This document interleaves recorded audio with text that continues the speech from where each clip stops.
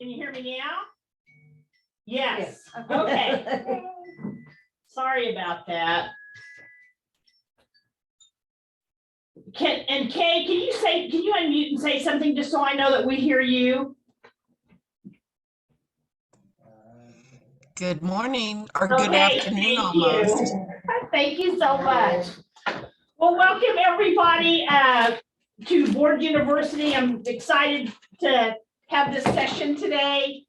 And I would like to, for those of you who don't know me, my name is Cindy Miles. I'm the president and CEO here at the Kansas Nonprofit Chamber. And I would like to start today by having everybody introduce themselves, and you'll just tell who you are, what organization you're with. We will go around and do those introductions, and then we will get started. Who wants to go first? Kay, you're unmuted. Okay, hi, I'm Kay Wiggins. I'm with Club Parkinson's here in Wichita. I'm the chair of the board and just trying to learn more effective tools to run our board. Very good. Thank you. Kim? Hi, everyone. I'm Kim Gerstenkorn. I'm the executive director with CASA of Sedgwick County. Good to have you. Angela? I actually work at Newman University, but I'm also on the board for Center of Hope. Okay, thank you. Rachel? Hi, everyone. I'm Rachel Dolachek, and I am at Fort Hays State University and just looking to learn more about working in nonprofits. Thank you. Susie? Hi, I'm Susie Warrington. I'm the board chair for CASA of Sedgwick County and just soaking up all the knowledge Cindy can throw out there. Thank you. Mark? Hi, my name is Mark Guzman. I am I am the program manager for the Kansas Hispanic Education Development Foundation. And I'm just excited to learn more about how boards function. Thank you. Rachel Banning? You're muted. There you go. How are you? I'm Rachel Banning. I'm with the Orpheum Theater. Thank you, Rachel. And let's see, Rustin? Yep, I'm Rustin Atkinson. I'm with Make ICT, the president out there. Very good. Ladina, board member, Make ICT. Next. Sherry Abraham, Vice President, Make ICT. I'm Erica Higgins. I'm the Executive Director for Pure and Simple Truth for Youth. All right. Thank you all so much. And I'm going to let Judy and my friends from the Junior League take it away. Let me share my screen really quick so we can get the PowerPoint up here. Can everybody see that PowerPoint? Please tell Board me. University, yes, we can. Okay, very good. Thank goodness. All right, ladies. Okay, I'm Judy Frick, and Sarah and I are with the Junior League as board development or board source consultants, and we are working with the Nonprofit Chamber in presenting all the sessions for Board University.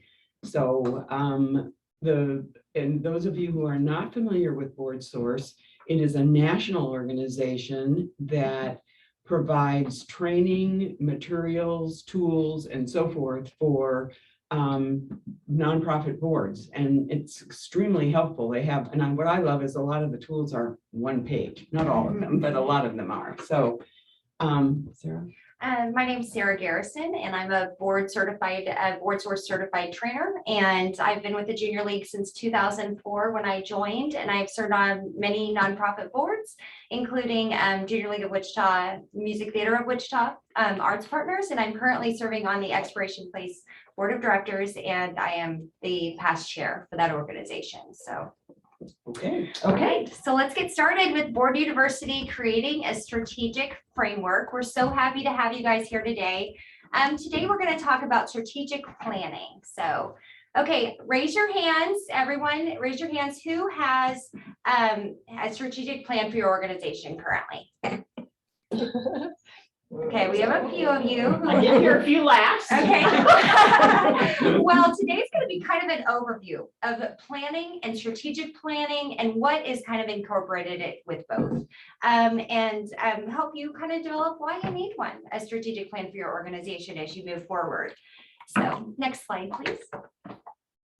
Okay, as we've gone over our past presentations, the key roles of the board really are to establish organizational identity, provide oversight, and ensure resources for your organization. And that's really the role of the board of directors.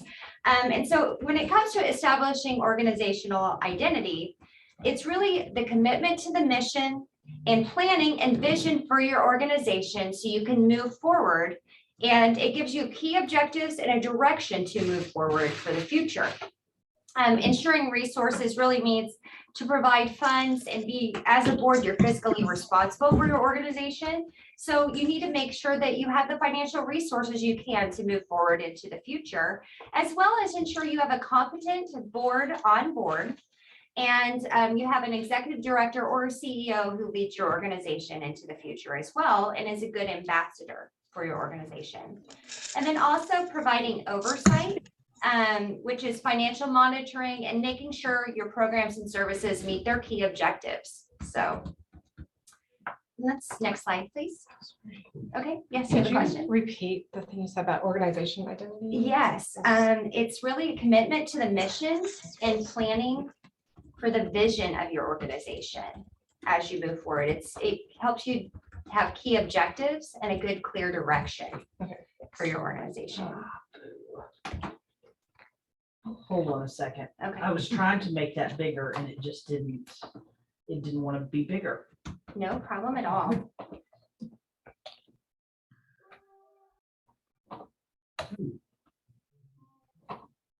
Oh, goodness. All right. Okay, so when it comes to establishing organizational identity, this really is mission and planning. And so that's what we're going to focus on today in today's presentation through the development of the mission and vision statement, as well as the planning for your organization. All effective organizations have a clear mission and a clear vision. And strategic planning exercises really need to be created and completed every few years. We recommend typically between 3 and 5 years for a strategic plan. And then you also need to set annual goals and monitor those outcomes of those goals to make sure you're achieving your goals as you move forward. Cindy, where's the rest of the slide? I mean, it's not, there's a slide that's only got a little bit of what's supposed to be on there. Well, that's a good question, Judy. Can you push escape and then maybe it'll get to your main page? It looks like it's stuck. Oh, there we go. Well, we can move forward with the next slide. Okay. Okay, so now we're going to talk about mission and vision. And I don't know if you've received these via email, but we'll make sure that you do. There's some handouts talking about the mission and vision statement. And so both the mission and vision statements are really vital for nonprofit organizations. The statements need to be distinct and separate, but yet very, very connected. And the mission really is the, why your organization exists and what you need to do in the community, and the community need it is meeting. And then the vision is what the community looks like in the future if your mission is fulfilled. So it really, vision statements outline the long-term impact that your organization has in the community, and your mission statement really is your daily guide for why your organization exists. And why do we have a mission statement? It really provides a basis for judging whether your programs and services are successful and the difference they're making in the community. And the vision keeps the mission on the right track to make sure that, as a board and as a staff, your organization will have long-term success, even though after you're not involved with the organization. So please refer to that handout for kind of more information about that. Okay, next slide. So when you're creating a mission statement, here are some great characteristics that really need to be a part of your mission statement. There are excellent criteria by which to test your mission statement, but creating a mission statement is no easy task. So how do you go about creating a mission statement? Well, creating a mission statement is a group, staff, and volunteer partnership. It cannot be created without the other. So it is a partnership between the board, volunteers, people from your constituency, and people who can really provide valuable insight as to what your organization is doing and kind of creating this unified mission. So staff members also provide a very valuable insight. So it needs to be created between those multiple sources. It truly is a board, staff, volunteer partnership. And so making sure when you do create a mission statement that it's very clear and concise, easy to remember. I recommend that they're always around one sentence because it is something that, how many people have been part of an organization who the mission statement is like 5 paragraphs long or like 4 sentences long. I mean, I know I have. And so really, really good mission statements. They're really saying now the trend is to keep them at one sentence, very clear and concise, very active, exciting, and very adaptable for all of your marketing materials, grant materials that you send out, fundraising, all of those, your mission statement really needs to be clear and concise and utilized in those areas. And it also needs to inspire people to act and inspire people to get involved. And so those are kind of our key messages that we think are good for a mission statement. Okay, next slide, please. So I had the wonderful opportunity as the board chair for Exploration Place to chair the strategic planning committee last year when we created our new strategic plan. And the committee for this was about 10 people. We had around 10 people on that committee, and the staff were also serving on the committee, and we wordsmithed this wonderful mission statement. And so I just thought we'd share it as an example. It is to inspire a deeper interest through science and technology, through creative and fun experiences for all. And so I don't know if you've all had the opportunity to visit Exploration Place, but it is a science center here in Wichita. And so it's a great place. We really wanted that broad, but very exciting mission statement that kind of really inspires people to attend and get involved with Exploration Place. And then the vision really is that community impact. What do we want and how do we want to impact the community? And Exploration Place connects our community with a world of wonder and opportunity. So by attending, that was kind of our vision of what we hope would be. So awesome. So why do we do strategic planning? Well, if you don't know where you're going, you probably won't ever get there. So I think it's really important on so many levels. For example, it helps you be clear about your mission and your vision and recommit to the cause. And often when we do strategic planning, we have a longer kind of meeting, like not a board meeting, but more like a retreat. And that is also really good on many levels because you spend a little more time and effort and have more time to think about, what is it that we want from our organization? Where should we be going? What should we be doing? And I just think, and it's also really a good way to establish more of a camaraderie among the board members. You're in a longer session, you just have more time and it's a little bit more relaxing, to be involved in a meeting like that. And so I think what your strategic plan does is it helps you prepare for the future. You've got to figure out where you're going and what it is that you think is really important and what your priorities should be.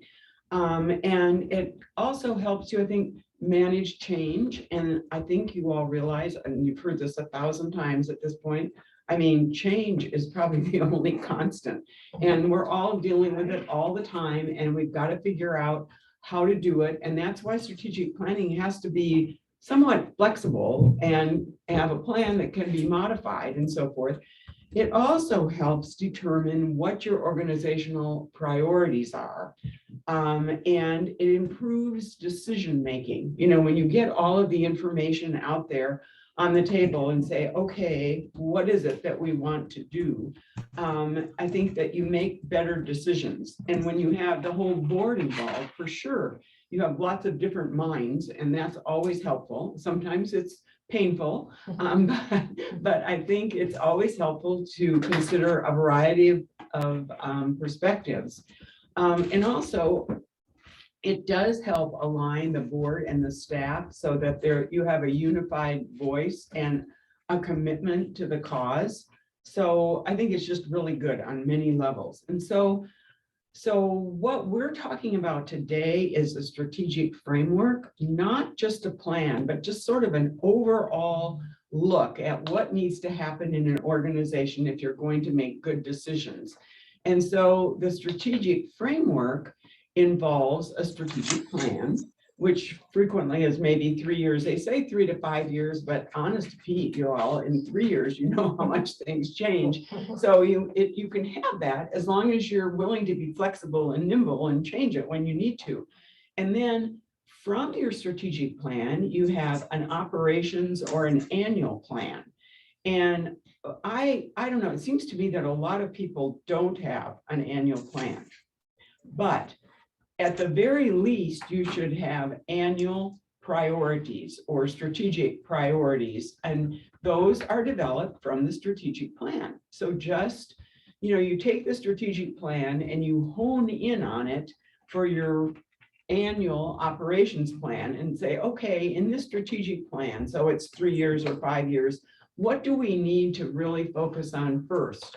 And I think it's a really important thing to do. And if you don't have an annual plan, at least have annual priorities. And then there's also a business plan. And we'll get into that in a minute, but that's really more for special projects. So go ahead, next slide, Cindy. Excuse me, I'm sorry to interrupt, Judy, but the slides are not current. What are you seeing? We're seeing established organizational identity. Oh my gosh. Oh, okay. Oh dear, that's the one that didn't come up. Okay. Thank Sorry. you. Thank you. for I've just been following along with that zip you So sent. sorry. Thank you for letting me know that, because for some reason, my mouse quit working. Battery or something.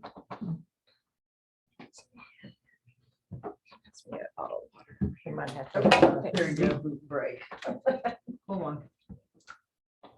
We'll try this again. Sorry about that, but thank you for letting me know, because I was trying to click on something and I couldn't click on anything. You also have a question in the chat box. Chat, thank you.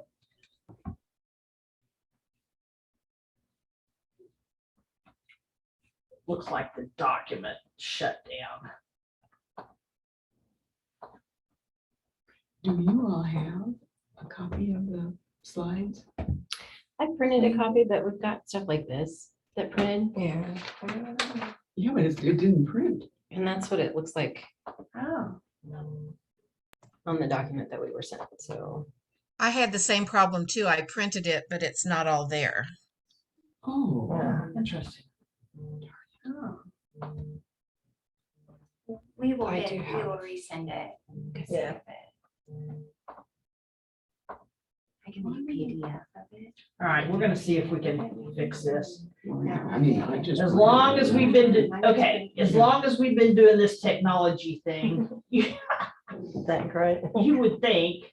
Well, while we're It's technology. waiting, do you have any questions at this point? Yeah. Do you mind sharing your questions? Since we are not able to see the question in the chat at this point, do you mind sharing your question?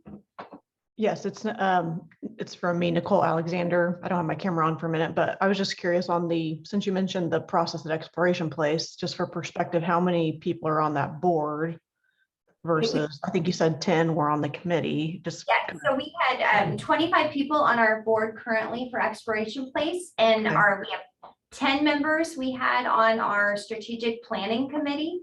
And that consisted of donors. We had community volunteers on that committee, past board members, as well as We also had current board members. Yeah, so it was a nice community involvement opportunity, not just board of directors that were serving on that committee. Was that you running Any other point? I guess, questions? well, I guess was that you running point and working with the staff to determine who, and then kind of soliciting their involvement for who you did put on that committee ultimately?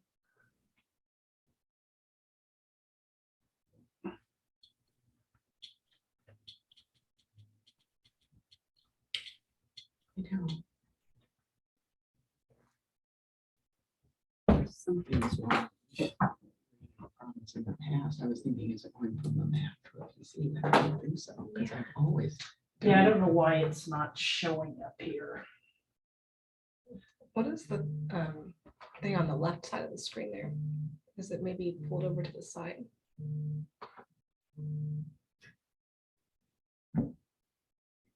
Can you all hear us? Yes. Yes. Okay, you can hear us. Can you see the slides? Yes. Slide 9 of 23, yes.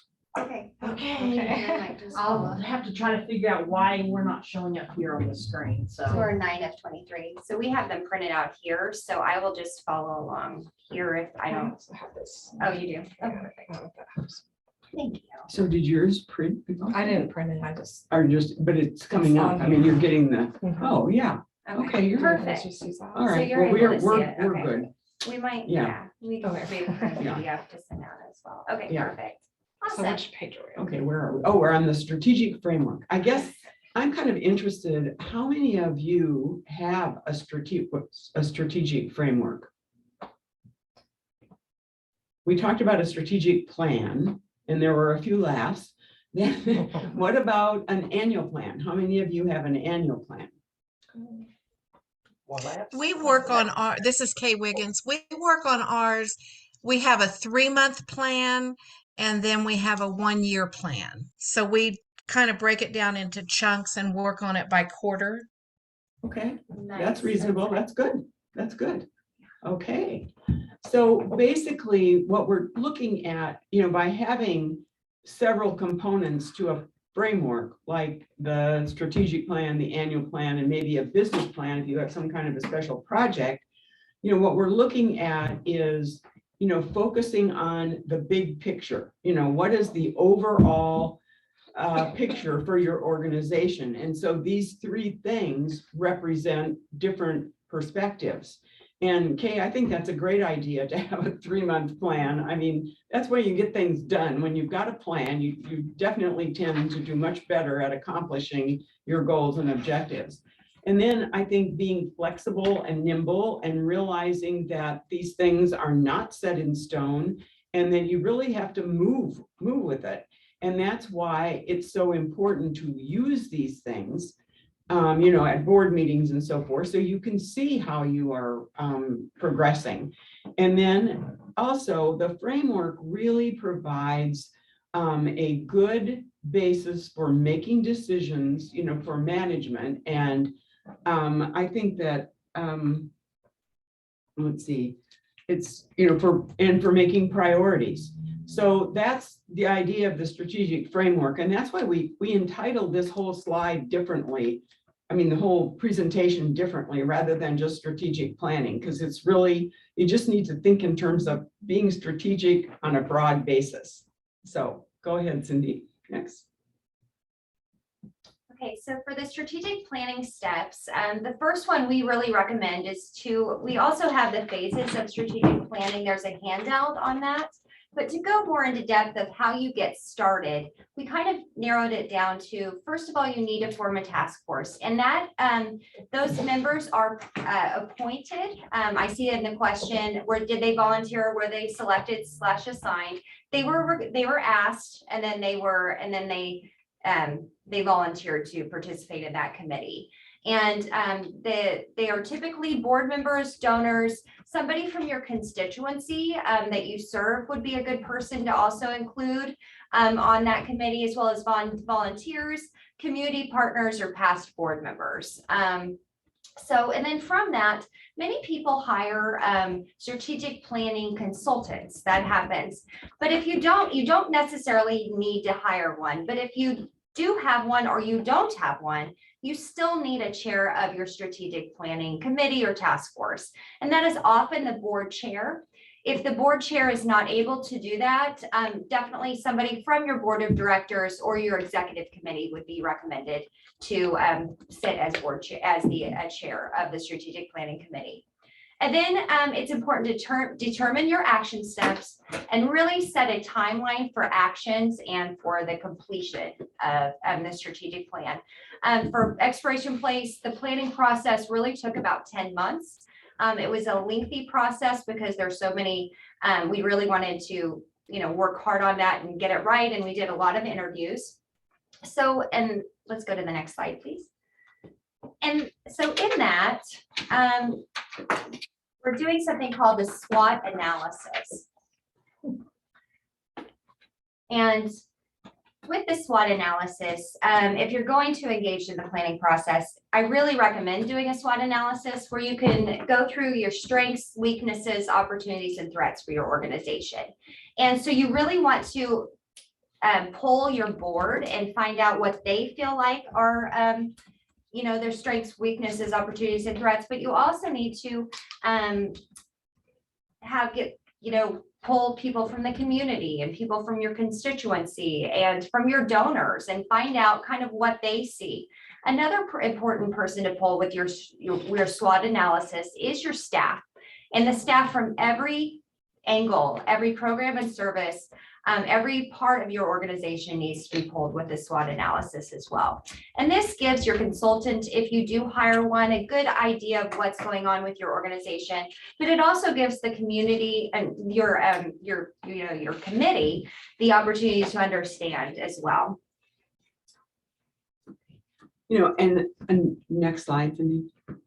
Another part of the preparation is doing an environmental scan, an external environmental scan. And I really think this is extremely important because we are not operating in a vacuum, any of us. I mean, we are operating in a community. And so you really need to look at, what are the political aspects? Is there anything that might make an impact on you, or what's happening, and what are the implications for your organization? And then the economic aspects, what kind of an environment is there right now for raising money? And what's happening? Are we in a recession or whatever? And what the implications again would be for your organization. And then obviously the social aspects of what's happening. And I guess, you think in terms of like the pandemic, and, you look at all of the things that happened, and all of these things are things that need to be considered, when you are trying to do a strategic plan and trying to look at where your organization needs to go or has been. And then obviously technology. It is always huge and huge, and sometimes an enormous pain, as we all have experienced. It just drives you just batty sometimes, but you do need to understand, the technology and what things can help you. And there's a lot that can help you, and a lot that's very frustrating trying to manage it and figure it out. And especially like if you would adopt new data systems or data collection and so forth, I mean, it can be really, really hard. I mean, I remember when I was running communities and schools, which is now the Pando Initiative. I mean, I think I had staff ready to jump out the window where every time the national CIS came up with some new data collection process. It was like the GNC, the whatever, the TQS. And it was very frustrating, but well, and I don't know that there's another organization that has 37 manuals on how to do everything. And but actually a lot of it was really helpful. I mean, the templates and so forth, you just had time to read it all. Anyway, so the technology is huge. And then demographics. you know, are things changing in the people that you serve? I mean, are they getting younger or older or having more substance abuse issues or more mental health problems or, you know, whatever? I mean, there just is a lot going on with the demographics. And then, I mean, legal aspects, things that have changed. That is certainly another area. So those things I think are extremely valuable. And it's in regard to who should do this. I mean, we've done this a few times and we've had the board members do it, but I think it's also really helpful to have some community people. You know, Sarah's outlined a number of different groups that can be involved in this process. And obviously, you know, if you're really a small nonprofit, I mean, you don't have a gazillion hours in the day to get all of this done. But, you know, to be able to do some of these things like SWOT and an external environmental scan are extremely helpful when you're trying to come up with, you know, where your organization should direct its resources and its efforts. So then there are other community input strategies. For example, you can do, you know, like if you had 4 or 5 key people that you really wanted their opinion on your organization, it would probably be worth doing individual interviews with them. And also focus groups are extremely helpful, getting a small group of like your volunteers together or donors or something. So anyway, those are helpful. And then obviously you can do online surveys, and with Google Docs and so forth, this is not too hard. Although I have to say on the technological aspect of Google Docs, I've had my moments. And I still haven't figured it out. I'm just going to get a new computer and start over. That's what I'm going to do. Anyway, I know Rachel's tried to help me. It just is not to be done. And then, you know, as far as the participants, I think maybe we're on the next slide, Cindy, sorry.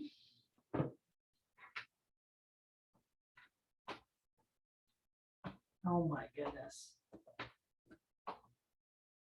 Why this is not. Okay, there we go. And so we talked about the focus groups and individual interviews, and we talked about online surveys. And then we're talking about participants. And again, Sarah outlined a lot of different participants. Think in terms of whose feedback do you need?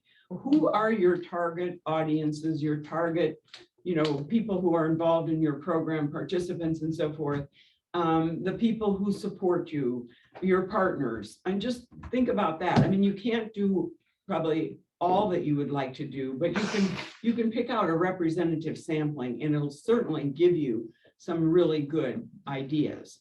And so then, next slide. Okay, so now you have all of this input. You have a SWOT, you have an external environmental scan, and you have maybe some interviews or focus groups or online surveys. And so you can use all of this to determine your key priorities. And that way you can evaluate like your current programs. Do we want to continue with these, or do we need to modify them? Or are there some that need to be eliminated? Or are there different things that we should be doing? Are the things that we are doing, do they support our mission? You know, that is really key. I suppose sometimes you end up changing your mission, you know, that does happen. But nevertheless, I think that is, you know, a really important part of that. And then you have to think about the cost and the cost benefits. You know, I mean, are these things realistic in terms of the resources that you have? And do they support the organization's progress? You know, are we making progress and in the areas that we really want to do? And I think, you know, one of the things that was really interesting, and I think it's referred to in one of your handouts about the evolution of strategic planning, BoardSource, the organization, went through a very, very deep dive, and probably way deeper than probably most of us would be able to manage with our organizations. However, you know, they really looked at what the group should be doing, what should they always do? What should they never do? You know, who needs to be involved? They looked at things like, what things could we be doing to support the groups that we're trying to help? You know, like advocacy kinds of things. Like BoardSource has a really unique initiative called Stand for Your Mission, which tries to get nonprofit boards involved in advocacy. You know, we're committed to these causes, but often when decisions are made about our causes, we're not sitting at the table, and we need to be. And so BoardSource was looking at that. Should we be more involved in, you know, advocacy kinds of strategies? But, you know, they said there was a paragraph that I thought was really helpful. And he said they were tackling the big questions about who we are as an organization, how the social sector calls on us to serve and lead, how best to prioritize our efforts in the context of, and I like this, virtually infinite opportunity. Opportunity is infinite, but resources are finite. And so that's the bottom line, folks. And I thought they said we need to focus on those things most critical for us to do and how to leverage collaborations and partnerships with others. And I thought that was a really great paragraph on, you know, when we're doing this whole strategic planning thing, what we really should be looking at. And, you know, it's about organizational priorities. It's about why we exist and what criteria we use to make our decisions. So I thought that, and I'm pretty sure that information is in that tool. So I just thought it was a really good tool and something that, you know, we really need to think about when we're doing all of this strategy. So, okay. Next slide. Okay, so when you're creating your strategic plan, it's very important that your goals are SMART. So they need to be specific, they need to be measurable, they need to be achievable. I know I've been through with a lot of organizations that have had these amazing lofty goals for the next, you know, we want to do this, but you need to make sure they're achievable. They're achievable within the next 3 to 5 years, something that you can achieve. That might be a 10-year goal, but we definitely need to make sure it's more achievable and it's realistic and attainable and timely. You can do it within that 3 to 5 years. So we do have a template that we have as part of a couple of templates. One is actually an example of a strategic plan done by communities and schools, right? The state office. The state office. And we also have a template that Judy created that was very helpful. That I think might be a good starting off point for you and your organization, just as a reference to get you started on creating a strategic plan. Next slide, please. And it's important when you do create a strategic plan, they should also answer the big questions. What do you do in the event of a leadership transition? We often don't want to think about that happening because we might be happy with the direction of where we are with our organization and how we're moving into the future, but it's always important to have that leadership transition in place. An idea of in place what would happen. It's also important to focus on the key focus areas that you need to address as your organization moves into the forward into the future, as what opportunities there are for new programs. And then also, what is your competition doing? It's important to pay attention to that and see how your organization needs to shift accordingly to keep yourself more competitive in the market. Okay, next slide, please.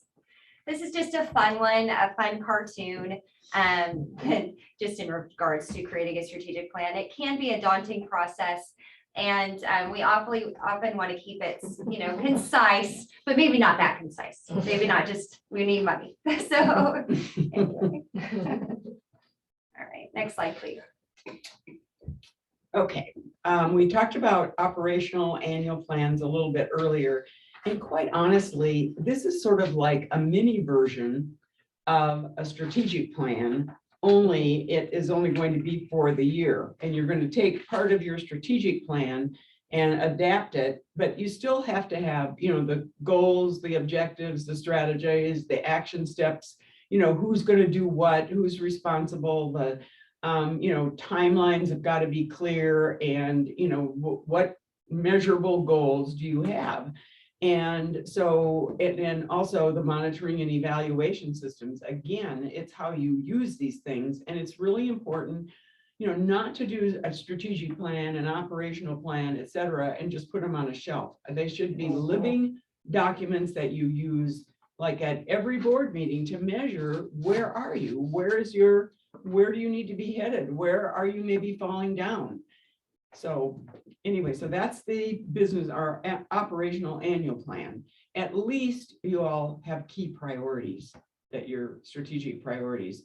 And then the business plan is really, it's programmatic, operational, financial. Those are the areas covered. And it's used to develop a new programs, something that's kind of outside of what you're doing as an organization. And for example, it can be used like to generate earned income, for a mission related business. They call those social enterprises. And my example is like with Communities and Schools Are Now Pando, we have a project that's called Reality University.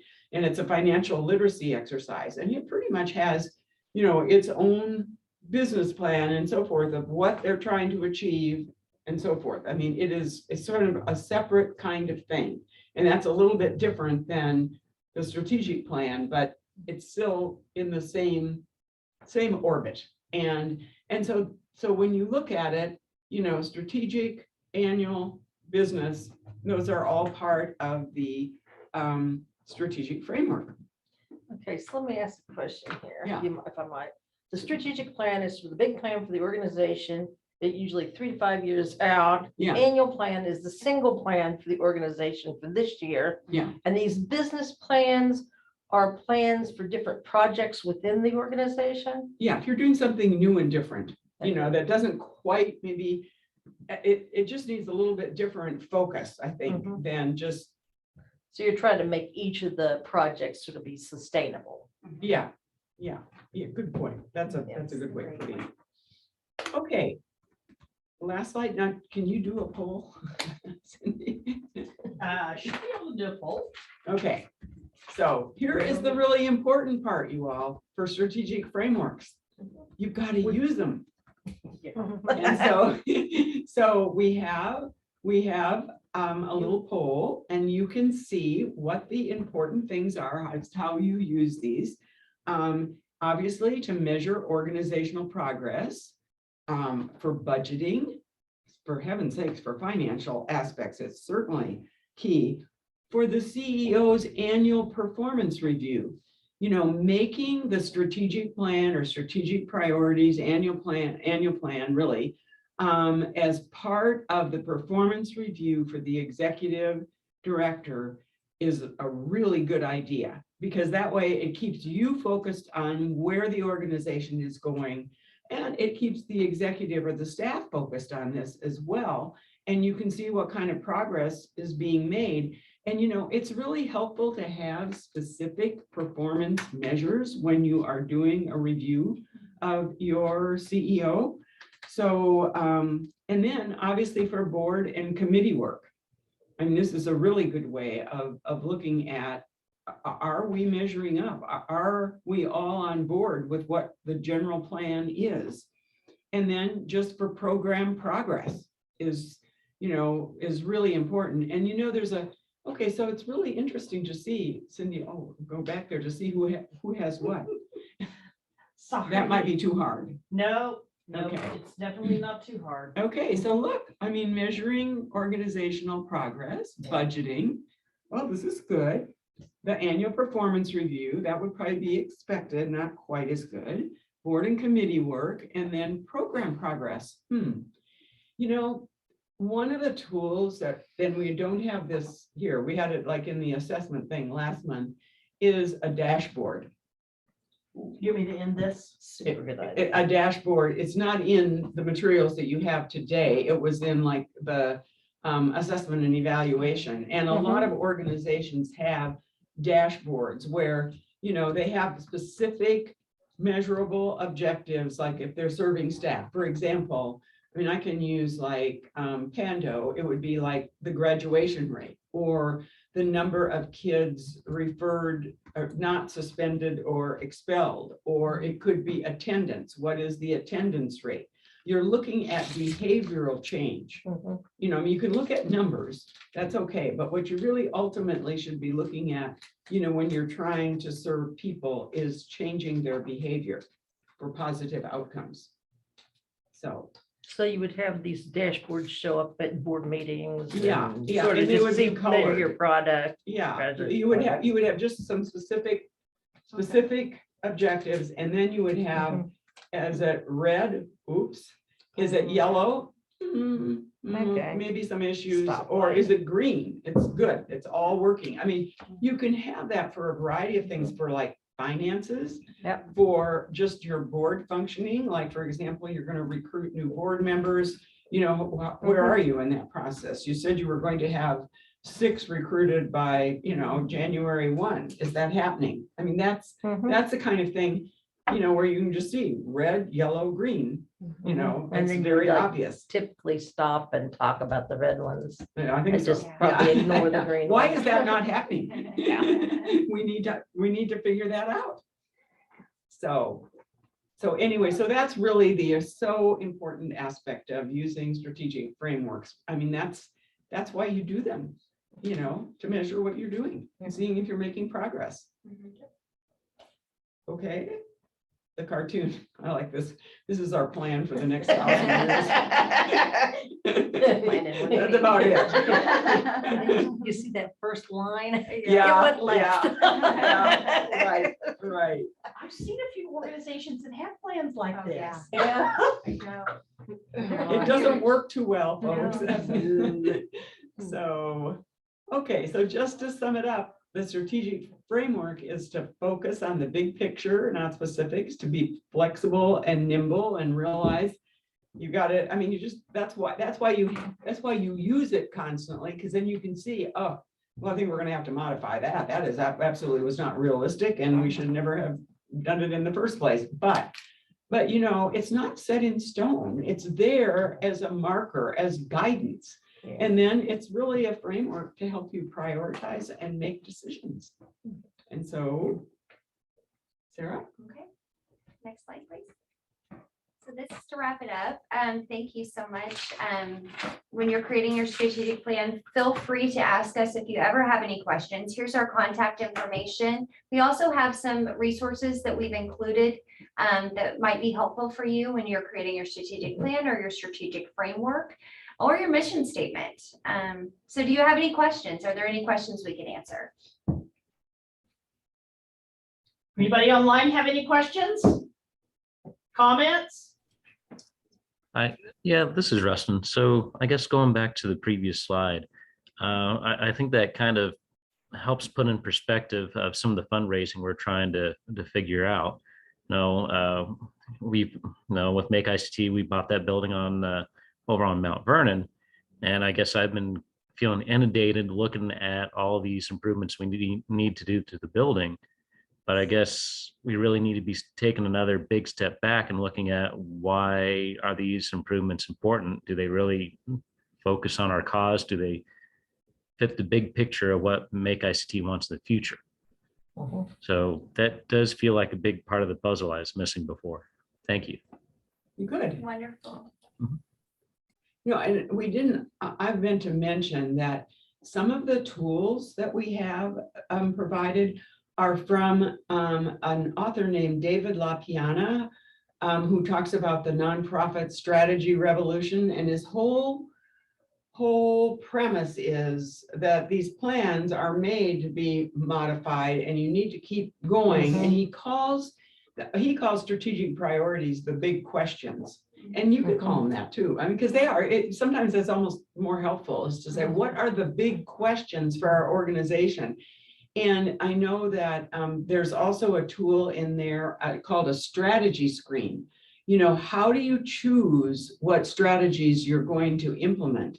And that strategy screen, that's something that you all figure out. I mean, the usual kinds of criteria are like mission and probably resources. But there are lots of other things too that you can include in a strategy screen. I think it's just a helpful thing to figure out how you want to do this. The other thing that they do is a competitor analysis. And did we include that? We did not. We did not, I don't That's think we really included that, but that, that's also very helpful. Because I think a lot of times there is a lot of duplication and we would do better to collaborate, to get things done than trying to do it all of ourselves. And so the competitor analysis, I think, is another a really helpful tool. And he has several. You can probably go online and look for David LaPiana, but I think it's pretty good stuff, and helpful in strategic frameworks. Well, thank you so much. If there are any other questions, please let us know. I do have one. Oh, you do have a That's question okay. in the room? Yeah, that'd be great. How long does it take this sounds like it could take almost all a year. Yes. Okay, so that wouldn't be unreasonable to have to spend a whole year really getting all of this kind of figured out. So for Exploration Place, when we created our strategic plan, it was a 10-month process. I've seen committees take as long as a full fiscal year to create a strategic plan, because with the environmental scan, the SWOT analysis, the interviews, our committee members actually conducted those interviews, and they were very helpful for the committee members to kind of talk to and interview. We were interviewing governmental leaders, people in the community. It was really helpful, but by doing that, it takes time. And so we really think a great time frame would be around a year. Yeah. Fiscal year. But then, that's not something then you have to do every year. No. Right. I think every once in a while, and like Board Source did, they took a really deep dive on this, and I really liked how they went about it. It was quite a process. Yes. And oftentimes when you have the strategic plan initially created, after 3 to 5 years, you do reevaluate it, but you don't have to conduct the entire process over again every 3 to 5 years. So that also might be helpful. Yeah, and usually you have a kind of an outline of what is going to be important. There's sort of like the administrative kinds of things. There are the resource development, fundraising, marketing kinds of things, and then there are the program kinds of things. And so, you can usually divide it up fairly easily that way. And did you say in your notes, the attachments, there's a sample of the strategic plan or just a template? Just kind of a template, and then there's this communities and schools of Kansas. And that is a strategic plan. Find that, I don't find that in my email. Can you resend that to me? So if you unzip it on a computer, it works better than trying to preview it on a phone. Yeah. Well, and what I will do, and what I said in the chat, is that I will save that PowerPoint as a PDF. Okay. Because then it should retain all the, I should have done that before we even presented, because it just works out a lot better, but I'll send that out as a PDF and it should print out correctly. Could you send me the materials? Yes. I just Somehow I've not gotten them, or they Okay, have gotten lost in my folders. Yeah. Possibly. So any other questions from Sarah or Judy? For Sarah or Judy? Thank you so much for joining us today. We really, really appreciate it. And we'll see you at the next Board University. Well, let's give them both a round of applause for doing such a great presentation. We certainly appreciate you coming out today and presenting to the group, and all the great work that you all are doing through Junior League and helping nonprofits in the community. We certainly appreciate that. And with that, I wish everybody. Cindy, what about, we ought to mention the Board University. Yes, if you know anybody that's interested in attending the full Board University series on a Saturday, we have that coming up on October the 15th. So certainly help us spread the word, and you can come do all of this, the whole university in one day. Thank you all. Have a wonderful day. I should have asked this, but so we do still have our own session next month? Is that right? Yes. And that's the last one? Yes. Okay. Well, wait a minute. Oh, that's the mock board meeting, isn't it? That's the mock board Yeah. meeting. Okay. Yeah. Is that similar to the one we did earlier this